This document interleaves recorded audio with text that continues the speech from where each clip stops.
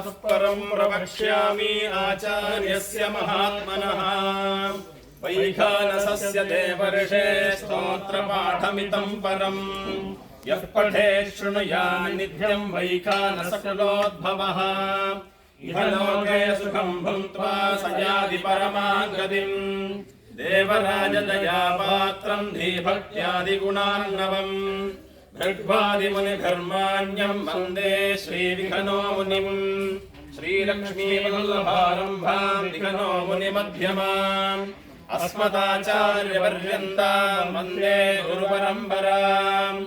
वन्दे विघ्नसं साक्षाद्यात्रमूर्तिर्षविपरम् भृग्वादिमुनिस्रष्टारं सूत्ररत्नप्रवर्तकम्। नारायणः पिता यस्य माता चापि हरिप्रिया। भृग्वादिमुनयः पुत्रा तस्मै श्रीविघ्नसे नमः। अखण्डमण्डलाकारं व्याप्तं येन चराचरम् तत्पदं दर्शितं येन तस्मै श्रीगुरवे नमः। श्रौतस्मार्तादिकं कर्म निखिलं येन सूत्रितम् तस्मै समस्तवेदार्थविदे विघ्नसे नमः। श्रुतिस्मृतिपूर्णं शास्त्रकल्लोलसङ्कुलम् विष्णुभर्गदकं शुद्धं वन्दे श्रीविघ्नोर्णवम्। नारायणस्य यस्यात्मा विघ्नानि वर्तते वेदवेदाङ्गतत्त्वज्ञं तं वन्दे विघ्नो मुनिम्।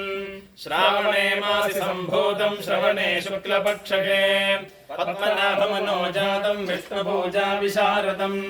उषासने समासीनं ऊर्ध्वपुण्ड्रपवित्रकम् किरीटहाराभरणकुण्डलाङ्गदभूषितम् शिखायज्ञोपवीताभ्यां त्रिदण्डेन विराजितम्।